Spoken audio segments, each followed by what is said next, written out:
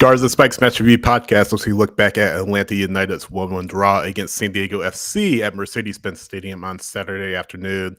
Sydney with you, Tommy coming in here shortly, but yeah, here to talk about the match. A match that, Ronnie Dylas said Atlanta United could have won, but ultimately a defensive miscue, or not a defensive miscue, but a little bit of a, like we said after the match, a little bit of a lazy spell of possession by Steven Alzate, leads him getting dispossessed by Chuka Lozano. Lozano gets it over to Anders Dreyer, and Dreyer scores as he has done so many times this season.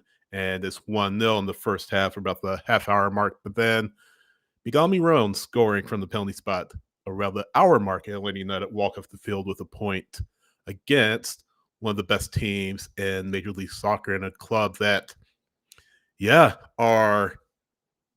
it's still in the mix for that supporter shield, but really exceeding all expectations, including mine, to be honest with you, as far as where they be and where they end up at the beginning of the season, because it's an expansion club, right? This is a club that you don't do too much about. I mean, obviously, Chuka Lozano is a known quantity. Some of the players that they brought on before the season were known quantities, but Anders Dreyer, very few knew about him outside of the San Diego ecosphere, and he is one of the favorites to win MVP. Of course, Messi will have something to say about that. Of course, Sam Surge will have something to say about that as well. But yeah, a match that you look back on and say, you know what, Atlanta United probably could have had this one. But at the end of the day, I mean, again, we talked about it during three takeaways, myself, Henry, and Jackson. We talked about, it's really a low bar for Atlanta United, right? As related to how they looked against the Columbus Crew, of course, giving up 5 goals in the first half, and then coming up against one of the best teams in Major League Soccer, as I already mentioned, a team that's at top of the Western Conference at this point in time.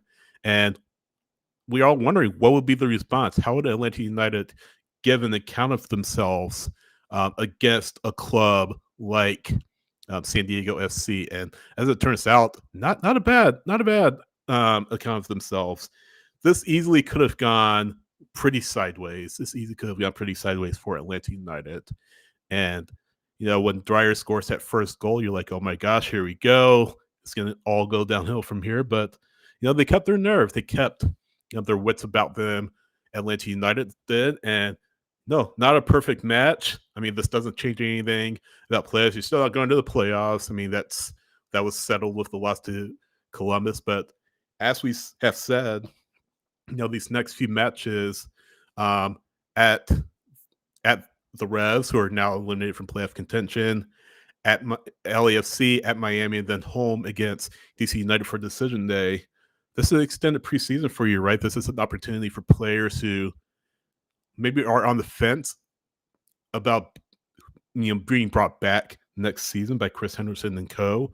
to really prove that, hey, we need to be part of this team. We can be part of this team. We can contribute positively to this team. And it serves for the younger players to show what they can do. We didn't see a lot of younger players, obviously. As kind of one of the things that came up is, why did Ronnie Dylas start essentially a first choice lineup outside of Latte Lat, who is back healthy with the team back fit? That's one of the questions. I would have liked to see in a younger lineup, especially with, again, it's preseason essentially for 2026. You have no way to make the playoffs. You're already eliminated. You're playing out the string, and the matches are meaningless from a statistical and really a standings point of view. Why not send out younger players? So that was one of the storylines that we were wondering about. But again, a match where Atlanta United gave a good account of themselves, and didn't look terrible. They didn't look great, but held their own against one of the top teams in Major League Soccer. Brett, hello. Thanks for joining us. Ariel, thanks for joining us as well. Again, Sydney flying solo here for just a little bit. Tommy is going to be joining us shortly, but while we wait for Tommy, I just want to kind of go through maybe some of the stats just real quick from Saturday's match against San Diego. We mentioned San Diego didn't really have a great deal of chances.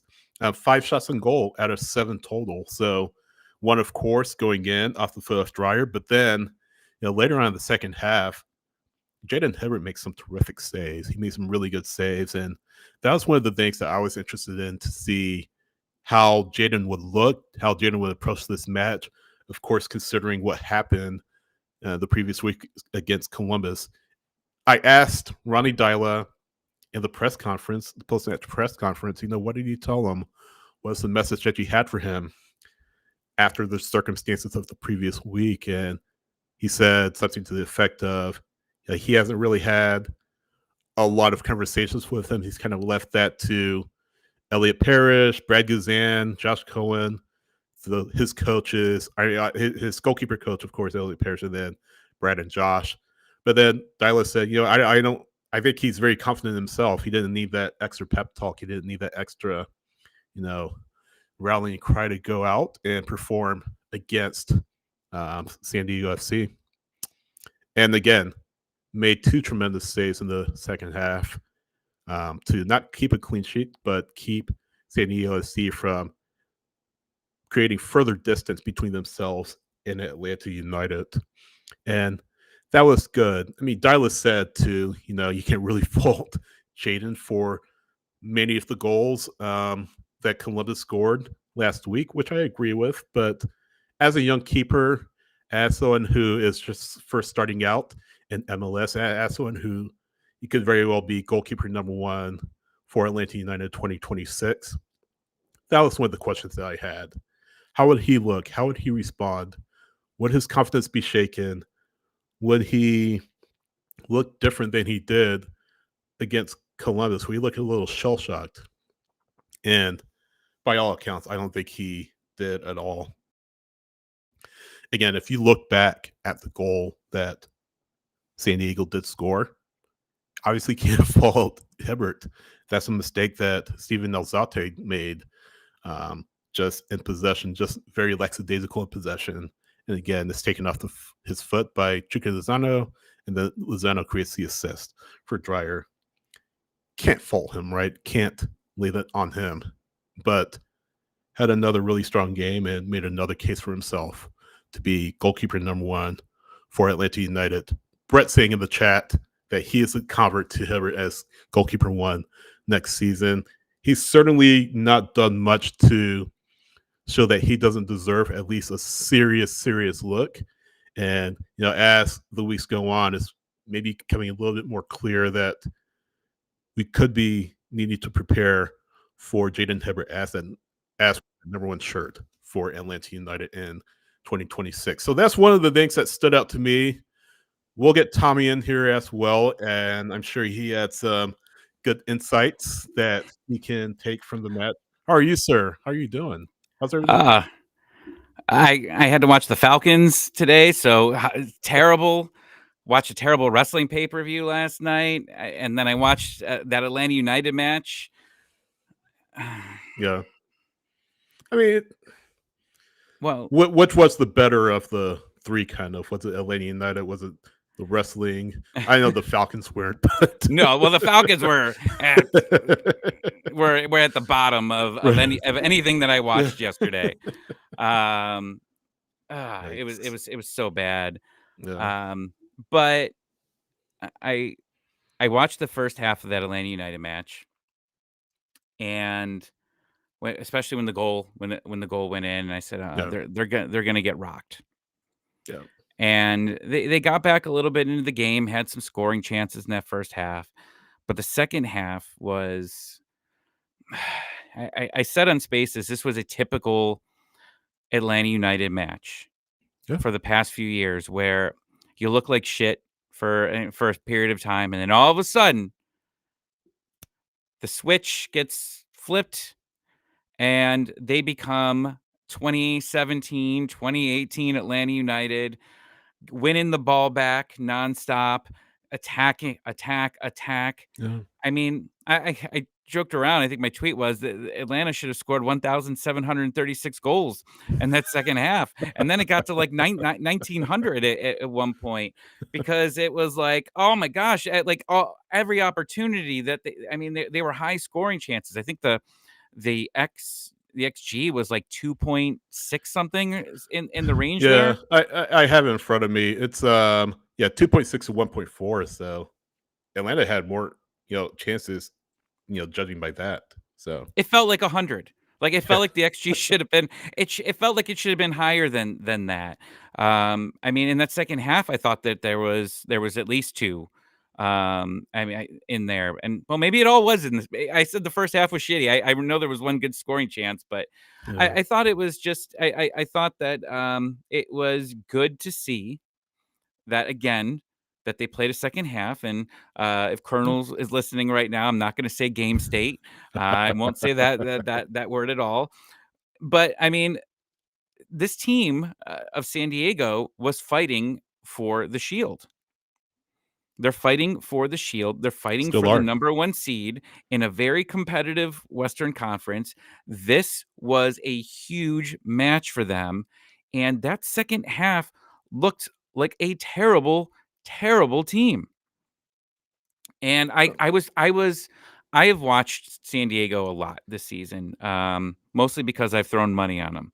And I will tell you that they are like a box of chocolates that you just don't know what you're going to get from them. There's games where they look like 2018 Atlanta United. Yeah, And then there's games where they look like the 2025 Atlanta United.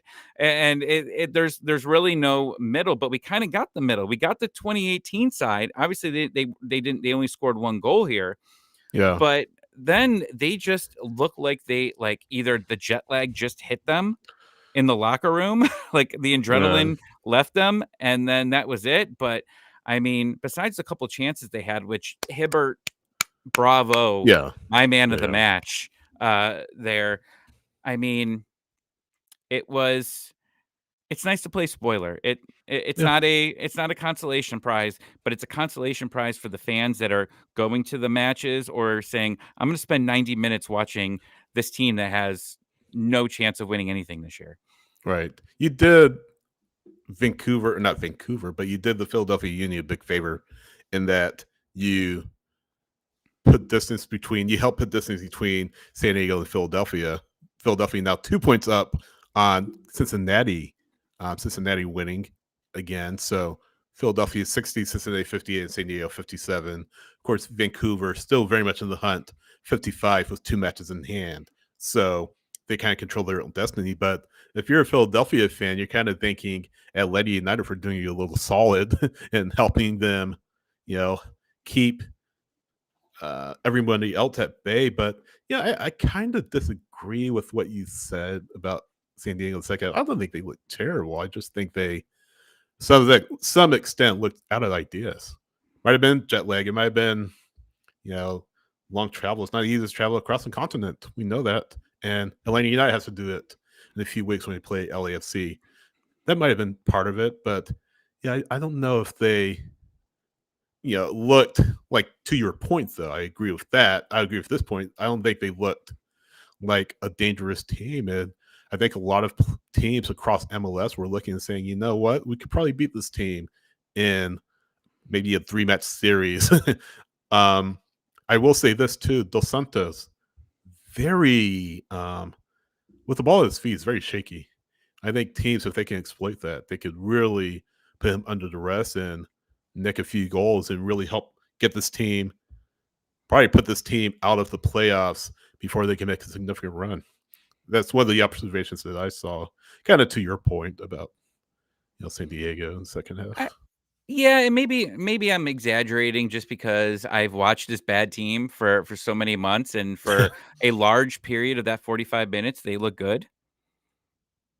Um, Yeah, but I mean, it was good to see. I mean, if I had to say that second half, I would say it was 70-30 Atlanta. Um, and the way I was probably talking before, it was probably like mm, 99 Atlanta won there. I mean, they had their chances, and like I said, Hibbert made a couple nice saves there. Um, but again, it was something you wanted to see. Oh, and the other part of this match that was like every other Atlanta United match is the yeah, one big mistake that you did, yep, you got scored on, because yeah, you combine those two things I said before and this is like 20 2021 to 2025, basically. Like that sums up a 4-year span Yeah, in one game. And then you still didn't get the win. You had yeah, to tie for the draw. Tie for the yeah. draw. Didn't Well, think I was gonna say that together, but here we are. uh, Dyla said it. Yeah, the chances that San Diego did that were, in his words, way too easy, and he called out the mistake. He said, you know what, it wasn't that San Diego played well, it's the mistakes that we made that led them to score that goal. To your point, and he said, we were better than them. He thought the team pressed better. Overall, he liked the performance, but you could tell he's disappointed that Atlanta United couldn't come away with 3 points. I mean, again, no bearing on playoffs because you're already out of the playoffs, but would have been a very nice win to have against a team that, you look at top to bottom, Tommy, there's a much better team, obviously, than Atlanta United. I mean, that's not saying much. It's like half of the league at this point, but all in all, you gave a good account of yourselves. But again, the mistakes, just the errors you make, El Zate again, just one little spell of possession, right? And it's Chico Lozano, one of the best players on this continent, makes you pay. I mean, you can't do that against a player like Chuka. You can't do it up against a player, of any skill level. I feel But like, especially with that offense, because they yeah, can score at any time there. And I like watching San Diego, but like you said, what makes this a little bit more unique than any other playoffs, is because when you do get to MLS Cup, you get to host it, and exactly what you yeah, said. You got to try, like, I mean, really, if the West Coast team has to travel, I mean, that could be pretty difficult, especially for them. And you see, we talked about it with one of the MLS announcers about the NFL teams that travel back and forth. Like the record of West Coast teams traveling to the East Coast, mm, it's ridiculous. Some of the numbers that you see on there. So, I mean, the game was what it was. I don't feel better. I don't feel worse. I don't know what would make me feel better after this season, except consistent play. Like if yeah, you think about it, Sydney. We had the Nashville match, and then we have this match that we just saw, and then we got the yeah. the Columbus match. So 2 out of 3 Crap ain't bad. sandwich. Yeah, I was gonna say it. Um, I was trying to be, Yeah, my good behavior. But we are kind of, if I would have had three straight matches of great defense, I would say, all right, this team's turning the corner. But yeah, I still don't trust them after that. I feel like that Columbus style can turn on like that, and that's unfortunately, I'm not going to feel better. Like I don't care what happens this season. I'm not going to go into next year being like, all right, I think they fixed things. I think yeah, defensively they're going to be better next year. It's not going to happen until next year. Can I at least say that they made some efforts at the end of the year, and that's something that we could talk about? We have nothing to talk about from now. Instead of half of November and December, it's now pretty much we have nothing to talk about all of November, December, and yeah, January until matches happen. I mean, that's something that we could talk about hopefully here. Is that we these last games against some really good teams, because they still got some really good teams in LAFC and Miami, that we see some true improvement. yeah. Miami, is still in the shield hunt. 3 matches in hand on pretty much everybody in front of them on 52 points, beating DC United. So I mean, that's what 18 points they can make up. Yes, 6 matches ago, 18 points they can make up. So they win all their matches in hand. They could be the Shield winners. So they're certainly not out of it. And then LAFC with Sun, another very good team, like you said, Tommy. So still a lot of opportunities on the table to really go up against some of the best teams that the league has to offer, and hopefully give a good account of them yourselves, and hopefully again go into 2026 or at least some momentum, saying, hey, you know what, yeah, maybe every single issue that we have isn't fixed, but with a potential new set of faces coming in, we can go into this season hopefully right many of the wrongs that happened in 2025. So we talked about Hibbert. Want to talk about another player that had a really outstanding game. I thought was Juan Saba? Barragán. Well, not Saba, unfortunately. Um, no, well, that's a whole other topic. Juan Barragán getting the start next to Stian Gregerson instead of Anea Mihai. We kind of wondered why. I don't think it was anything to do with injuries. I don't think it was anything behind it other than Dyla just wanted to see how Barragán played with Gregerson in that center back pairing. I thought, all in all, they were very good. Obviously, much better than we saw against Columbus, but Better Cal, I think, made several stops to keep San Diego at bay, and it goes back to the chances that San Diego did have. Atlanta did a really good job in keeping San Diego off the scoreboard. Of course, Hibbert did his job in goal, but I thought Barrichello was pretty good in going the whole 90-minute effort in his first start with Atlanta United. So I guess, what did you make of Barrichello? What are your thoughts on him, about what you saw from him? I thought he was good. I look, Yeah. this is what you need to do. We've been talking about it. Is you've got a guy on loan. You got to figure out if he's going to be here. If it's worth it, keeping him Yeah. here longer. And he's here through the summer next year. Is it this Yes. is okay? So you got a full year with him, but you need to get some. You need to see some real game time opportunity besides next season's preseason. There, look, I don't think any player on this team's job should be safe.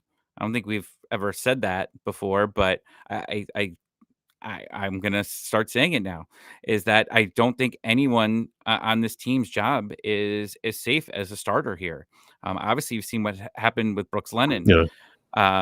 Oh my gosh, No, you sorry. disappeared off camera, and then when Sorry. you talked your S circle, Yeah.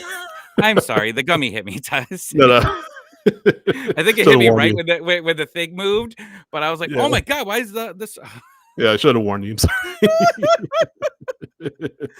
Oh, this Wow. is what happens when I come on battered hair, and so Yeah. now you're getting this version of Tommy on here. Um, but look, no one's job should be safe on this team. I can't think of anybody here. Like It's I'd say leash. that, yeah, um, sure. I I don't know. I mean, I people asked the question in the chat, I think, when we went on Wednesday, like, do you see Yeah. them maybe possibly moving on from him? Um, maybe free up some money and distribute the money in different places. I don't know. And I think if you do sell him, you're going to make a profit on him, Yeah. for sure. But still, I don't know. I don't think any like I mean, look what happened with Brooks Lennon. I think I said this before your circle thing moved. But like Brooks Lennon, I mean, he's just, like I don't think we talk about it enough that he's just not in the starting lineup Yeah. anymore, and he's just fully a backup here. And a week ago, he was saying that, or not a week ago, like a month ago, he was like, "Oh, contract negotiations are going well." You liar. There's I no don't know way if he that those lied, but there is no way there's good contract negotiations going on right now. maybe not on If the it same amount that he's making right now, but oh, if he does I come back, mean I big if. mean, yeah, you need to have a 50% off sale at this point for to tell me to keep Brooks Lennon on this team right now. But I mean, you've got just a bunch of guys right now, and you got to think about, like, who's giving it all for these games. I think you said that last week. Like, it's really a test for all these players to see who's going to perform. That second half, who's going to just sit back and allow it to be 8-0 in this stadium, or who's going to go out there and score a goal, and get us back into that game. You could tell a lot about players in some of the situations, and um, these next couple of weeks are that situation. You got some hard opponents. You got a couple bad teams. I mean, you got New England and DC, but Miami Yeah. LAFC. I mean, can you do another game where you only allow one goal or no goals, and get a result? It's a Yeah. win for Ronnie, and it's a win for the player. No, and talking about the defense, just kind of you mentioned Paris. every player needs to prove their spot. Kind of tying into that, I wonder what the center back pairing is, for these next few matches. I feel like Atlanta United, or I feel like Ronnie Dylo kind of mix and match. He'll probably play um, Mihai and Berakal as the starting center backs in one match.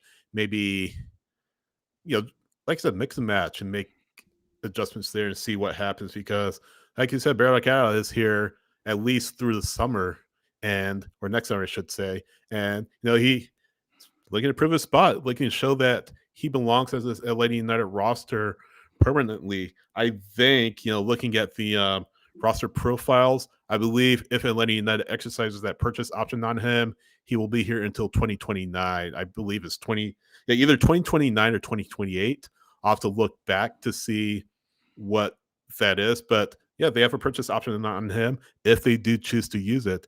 And that's going to be based on the performances that he shows. If he stinks, he's going to go back to Getafe or wherever. If he performs well, he's going to be with Atlanta permanently. So the onus is on him to show what he can do. And he had, I feel like, just one really bad match against Colorado because I remember people were talking about Colorado and they said, we signed this guy. This is what he gives us. I think since then, and the times that we have seen him, he's been good. And Saturday against San Diego FC showed another part of what he can do and hopefully who he can be for Atlanta United, however much he plays, whether he starts the next 4 matches or starts half of them or comes in, 30 minutes here and there over these next few matches. This is another player where you're looking to get the most out of however long he's here. Again, as his loan expires in the summer, what can he do? How can he contribute? Mihai's going to be here hopefully for years to come. Gregerson, same thing. If he can stay fit, hopefully the same for Berakal. You can have 3 really solid center backs that gives you something that you haven't really had in a while. That's a really consistent, strong defense and a really strong spine to go along with it. You have it, and Sliish, he's shown what he can do. Alzate, you hope that he can build on his performances. Of course, had the giveaway that led to the San Diego goal, but yeah, you have some good building blocks in defense. Throw away Columbus because that's bad for everybody. So let's see what Berakal can do. I was impressed by him on Saturday against San Diego FC. Yeah, 100%. Like Omar puts in here, it's already too late. I don't want who turns it on when they have to. Look, you're gonna be watching these matches anyways. Yeah. Okay. And unless you got money on it, or unless you're hoping for the number 1 super draft overall pick, Yeah. there's not much else to really cheer for. Like in the NFL, I root for the Falcons to lose once they're eliminated every week. I want a better draft pick. It's basically that with any team. Like you have something, or if you get a young player that comes in. I mean, look at Hibbert. Hibbert coming in is a reason to watch these games to see what he's going to do in the next month, to see if he could be the guy. I mean, our Discord was going crazy about Hibbert throughout that game. People were saying, I'm not watching next season if he doesn't get the starter job. I mean, he's definitely earning it. Huh? Yeah, we're going to lose a writer on the website because Gray was one of the people that said it there. Gray will be around. So for I think for all of us, we hope that Hibbert does get the starting job.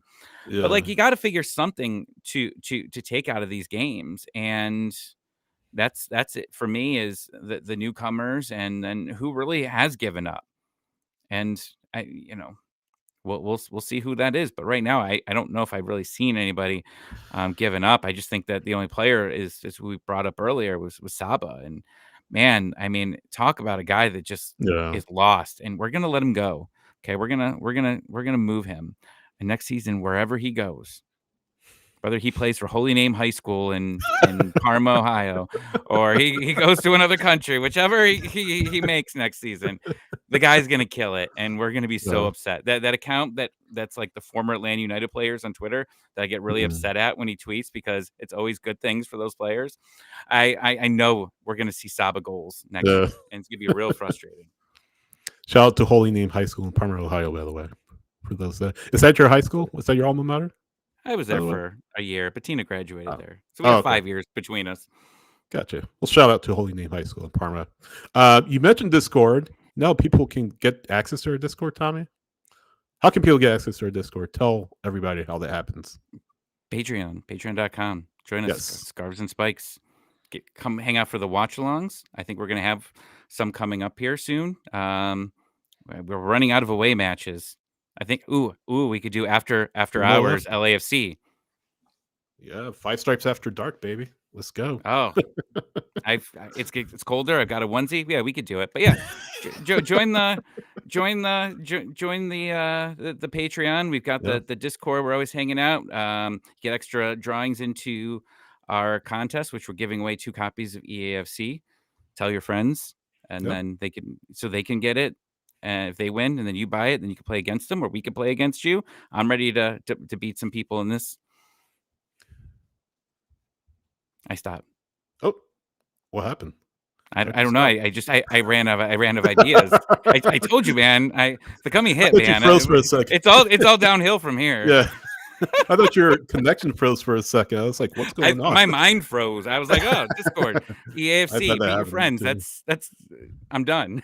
Yeah. So you mentioned EA Sports FC. We are giving 2 copies away, as Tommy said.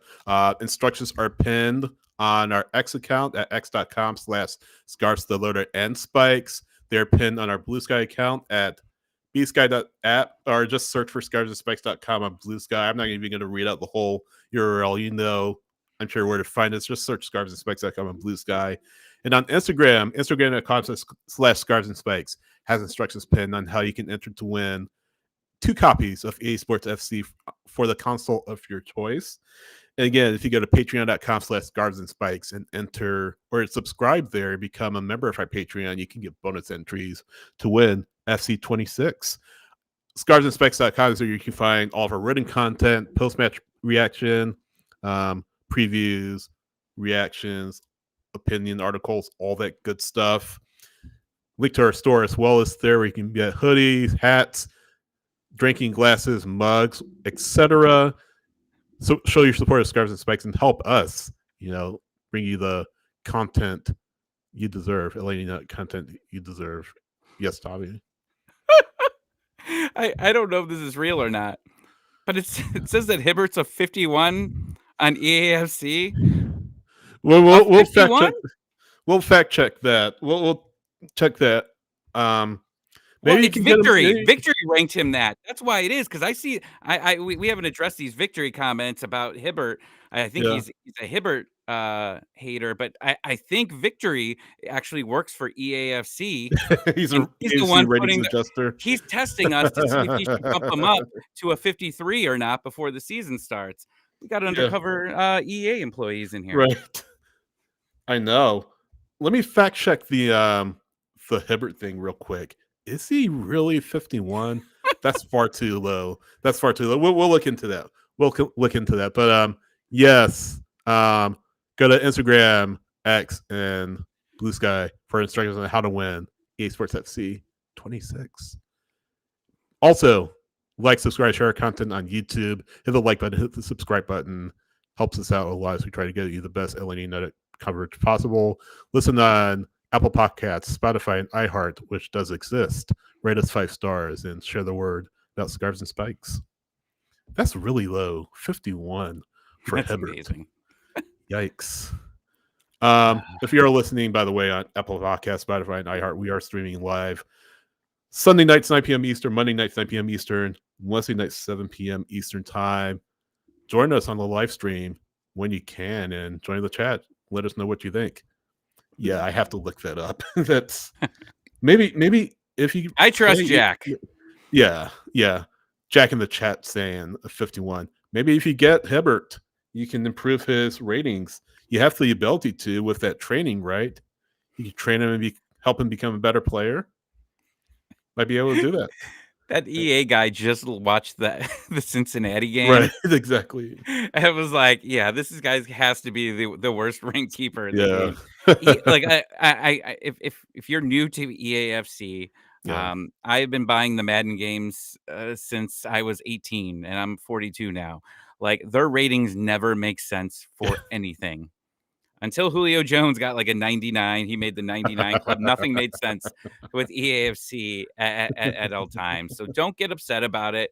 Worst case, go in and make Hibbert a 99. You can Yeah. edit the players, make him the best guy in the game. Brad's a 68. It should be the other Yeah. way around. One off. But I mean, Yeah. I've I, I'm I would definitely play with him. I didn't play a lot of EAFC last year, and I think it was just because No. Atlanta United sucked. Yeah. And it was like this team is there, and like I think when I like I get excited about football, like today I just played Madden college football all day, but Yeah. like I was excited about football, but like I don't know, I wasn't excited to like deal with more Atlanta United than I already deal with on a regular basis. Feel like I watch these matches every week. I'm done. Yeah, I can make them better, but Yeah. do I want to? Yeah. I don't know. I don't have a Xbox or PlayStation at this point, but when I do, I'm definitely going to get EA Sports FC 26. We got to talk about Saba. I mean, Saba, you know, he's not adding anything to this team. Miranchuk, same thing. I don't think he was terrible, but still not what you went from number 10. Miggy, I thought he had his best performance in some time. He had of course, the goal from the spot. Probably should have had a brace at worst. Hit the crossbar, one goal, and then before that, had one called back on an offside. So at least a brace, maybe a hat trick or something like that. But Miggy, I thought, really wore the badge, on Saturday. And that's what you expect from a veteran. That's what you expect from somebody that's been with this club, not from day one, but was with this club first couple of years, came back. Too much fanfare. Season hasn't gone well for him at all. Just hasn't been the same player that we've expected from him. But yeah, again, just continuing to battle out there, continuing to try to get this team results. Just you can see that raw ability that he possesses at different points against San Diego, and eventually, again, he did get the penalty. Probably could have a couple more goals, but you know, who else could have stood out for you, or who else kind of was it up to standard? I guess who stood out to you personally? I mean, Saba's lost. Yeah, Saba's been lost. It's not the Saba that I know from a couple years ago. I yeah, and even um last season, I mean, when things weren't the greatest, he definitely stepped up in a lot of games and was the reason why we got to where we were. He was a guy that never stopped playing for this club. And the worst of times, and then we got frustrated at the beginning of the season because he wasn't playing in position. yeah, He's playing on the left. It's not working. We know what it's like on the left, and then when he plays on the right, it's like, all right, he's going to start doing things. And it took to Leagues Cup, I think, for him to finally get to finally really get some good chances going. And yeah, it's just it's frustrating. Yeah, I mean, Omar Saba is played out of position. I mean, it's frustrating just because what he has been, and I think, yeah, and look, we could say that about so many Atlanta United players, but I think we had a longer a longer good spot than maybe what we've gotten with other players. Like we've gotten like a Miyamba. He was good for like yeah, like a third of the season. Then after that, he was done. Like we've had a good few years of Saba, um, yeah. since he's been here, but like I mean, take a loss on him and free up that position because he's got to go. Yeah. I mean, you could do definitely much better than him. You really could, especially considering the money he's making. William Baugh, we already mentioned him. I wouldn't be surprised if he's moved off the club at the end of this year. Lennon, we mentioned him.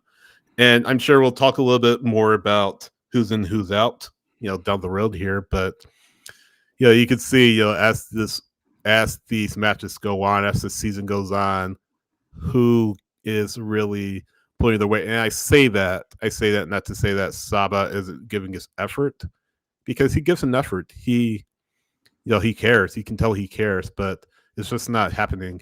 He's just not connecting the dots, and it's just tough to see. Muyimba, he's dropped off dramatically.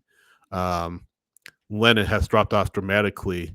Amador, he hasn't dropped off dramatically, but I feel like he's running into a more defensive player than attacking player, and he's improved, I think, defensively for the most part in 2025. But you bring up again players like Slish, who has been tremendous in 2025. Alzate, book still out on him. You have Jay Fortune option next year. Brennan options, I believe, coming up in the next couple of years here. And you look down the line again, the number of players you have in option years next year who will be out of contract. And of course, Guzan, who's out of contract period with no option. You have the opportunity to do some things. You have the opportunity to look at this group and say, he's not good enough. He's not good enough. He is good enough. He's not good enough. And who can I bring in to elevate this team? Who can I keep? Kevin brought up a good point. Kevin Negan, when we talked to him the other day, he said, if I'm honest with myself, I don't know who I can really build around on this current team, on this current roster, outside of a few people. And that was tough for him to say that, especially with how closely he's associated with this club. And, living here in Atlanta, knowing what they've done and what they are capable of, there are some tough decisions that Chris Henderson will have to make. And these next 4 matches, these final 4 matches, aren't going to be like the end-all, be-all. I think some players' jobs are lost beyond repair at this point, but they have a chance to really maybe go out on a high note in these next 4 matches here, these final 4 matches, I think. 100%. I mean, I think they've already got a lot of these guys figured out. They're going to be here now. It's just the new guys that are coming in, really just kind of getting an understanding of who they are from there. And Jack puts Saba looks like his confidence is lost, and 100%. He just doesn't. He's kind of going through the motions. It feels like at times there, and like when you just have had that bad of a season, like it's just I think it's just like you need that reset. And I think that's for Miguel Almiron is too. And maybe it's the front office is what they're saying. He's he's played throughout, he didn't get a break, and neither did Latte Loth, and that's maybe one of the reasons why they're struggling. Cool. Like that's my hope, because I mean Victory put in here, Biggie was brought in to take us to playoffs, to win MLS Cup. This is a failure. I mean, with a lot of MLS teams and the way that they're built, and it's really, I mean, it's all the teams, is your DPs are really what make your world. That's kind of made what Atlanta United did last season more impressive, when you really just had one legit DP in against Miami, and you were able to win that. That was cool here. But I mean, it's all 3 of them. It's a combination. Latte Loth, I mean, even if he was healthy and he was able to play those games that he sat out on, wasn't going to make a difference. He hadn't been good really for most of the season. Lexi Marinchuk, I mean, how many months did we have people coming onto this show saying, what does this guy do here? From the people that cover this on MLS. They're asking the same question here. It got better for a little bit, sure. It was good to see, but is it enough? And then you go to, well, that's all of them. I mean, those are your 3 DPs. So you're in that situation now where it's like, all right, this is where we are now, and if things get better to end the season, cool. If not, no, just wait. Yeah, I mean, I don't know. Like when I come on here, I want to talk about players playing better, things like that. I don't want to talk about disaster. right. But what the last thing I would say is, it's such a tricky schedule for one person, and that's Ronnie Dyla. Because look, I don't know if his job's guaranteed or not, but when you look at the schedule, there's no middle games. It's either you're playing the tippy top, or the body bottom. And you got New England and you got DC. Those are like New England. Is that at New England? That's in Foxborough. I don't care. They just fired their manager. They just fired him. What was the score of their game? I know it's not MLS Monday. 1-0 against Philly. No, they lost. 1-0 they lost. Philly. Okay. Yeah, like I mean, Damiani that's scored the new coach. That's the new coach bump there. Yeah, right.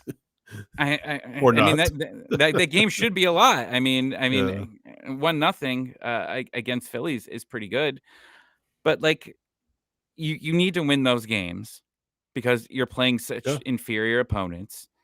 And then you've got the really big game, like the games against the MLS Cup contending teams.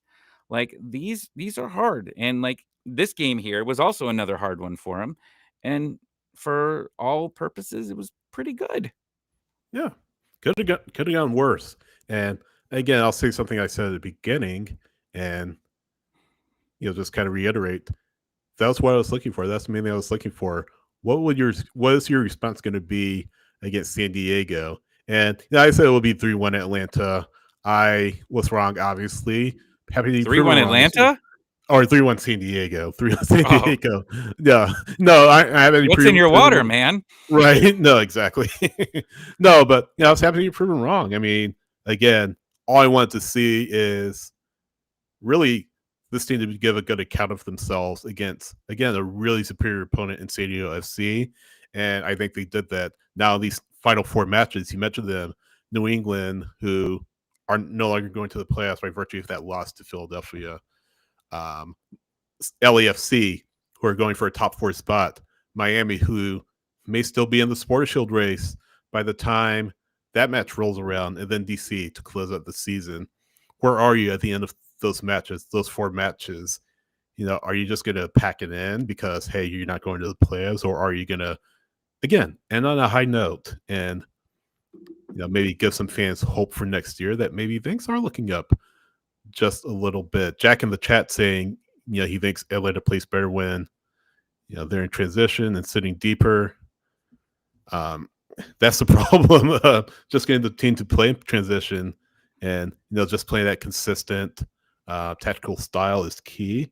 Tyler said a few weeks ago, he wants to see, the team master the principles of different tactical styles. He mentioned Columbus can do it rather seamlessly between one style and another. So Atlanta hopefully will get there at some point. Hopefully, whether it's Styla or another manager, but that's what I want to see more than anything is them not just packing it in, and just quitting because the playoffs are out of the picture.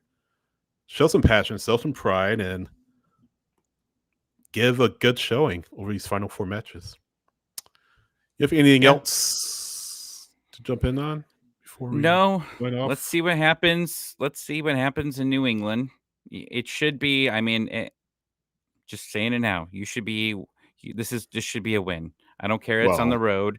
I No. I mean, for Ronnie Dyla, right now, yeah, if I'm looking at it as like I'm in his shoes, unless they've fully guaranteed him he's coming back, I'm looking at this and saying, guys, we need to win this game.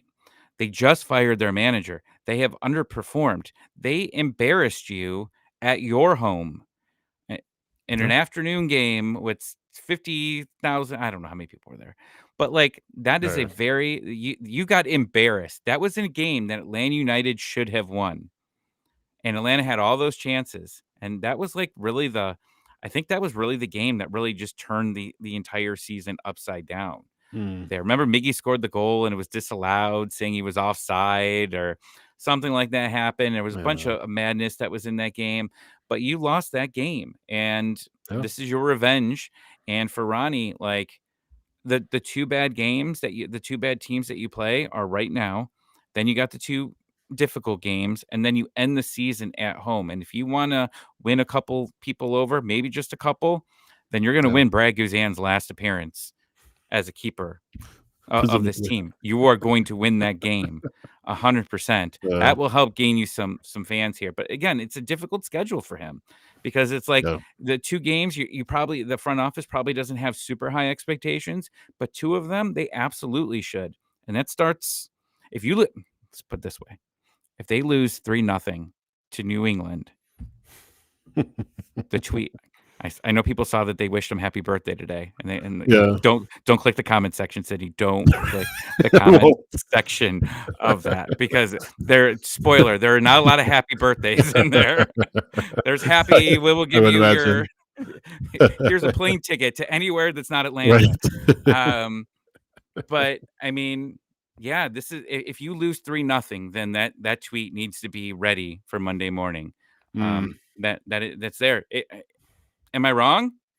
I don't think so. I mean, I wouldn't say no to that. I mean, I wouldn't be surprised, but I mean, again, you have to, Dallas or Rob Henderson said it's all about results. What results can you get down the stretch? And if you can't get results, then that doesn't look good on him returning in 2026. So Yeah. yeah, I wouldn't be surprised. I think we're good. I Okay. think that's it. A little bit of a Yeah. shorter episode. Of course, Tyler is on vacation. Henry is working with MLS and Espanol, so they weren't able to join us this time around. MLS Monday streaming 9 p.m. Eastern Time, Monday night, tomorrow night on Facebook, or not Facebook, maybe Facebook, X certainly, YouTube certainly, X. All our channels, you know where to find us. And then our regular Wednesday show, Wednesday night, 7 p.m. Eastern Time on YouTube. Again, if you're listening on Apple Podcasts, Spotify, and iHeart, leave a rating. Let us know how we're doing. And join us live for our streams when you can. We definitely would love to have you. Where are you on social media, Tommy? Well, if it's this episode and you see me acting like an idiot, then don't give us a review today. Yeah. Wait until Wednesday when I'm fully not upset about all my sports that I watched today Yeah. and the bets I made. Well, come back Wednesday and then give us a Yeah. review. Yeah. Tommy ATL 96. All right, SH Wrights on X, SH Wrights on Blue Sky, SidH.soccer on Instagram and Threads, Scarves and Spikes, Scarves to the letter and Spikes on X, scarvesandspikes.com on Blue Sky, Scarves and Spikes on Instagram. Again, go to those social media channels to see how you can enter our EA Sports FC 26 contest. Subscribe on patreon.com/scarves and spikes. Of course, go to scarvesandspikes.com. And we will see you next time. Thanks for joining us. We really Thanks, do guys. appreciate your time. Oh, we still get the music. Okay. Monday. Why did I think it was Monday? Got you again. I am all over the place today. Yeah. Should you put money on the Falcons game? No, I usually don't. But man, we need the Hawks to start. I need something. There's a lot of hype for the Hawks, but man, I need some good vibes from an Atlanta team, and I know the Braves are doing it a little too late now, but man, we need some good vibes in this city to set us up for a good next year for Atlanta United. Georgia Tech is doing good. Georgia Tech's in the top 20. UGA, of course, is doing well. Your Oregon is doing well as well. Got a big game against Penn State. I might go. Game. You might go to that? I don't know. I'm looking at the ticket. Right now, they're $400 a ticket. I don't have $400 a ticket. The college game day's there. Yeah. But Georgia Tech, I've been watching a little bit of them just on the side, and they're a fun team to watch. You know who you feel bad for? Friend of the show, Mike Conte, who is a Penn State grad. As Penn State is playing Oregon at Beaver Stadium, Atlanta United will be playing New England. So his attention, I'm sure, will be on the Atlanta match. But yeah, Penn State and Oregon will be playing at the same time. So I'm sure he'll be keeping tabs on that. Maybe we should make a fun bet with him. What kind of bet? I don't know. Maybe we can get him on the show if Oregon wins. I mean, I'm sure he would join us anyways, but we can make it fun. We'll do something. Does he wear Oregon jersey if Oregon wins? I don't know. We'll find out. Wow, this is the longest I think we've ever went.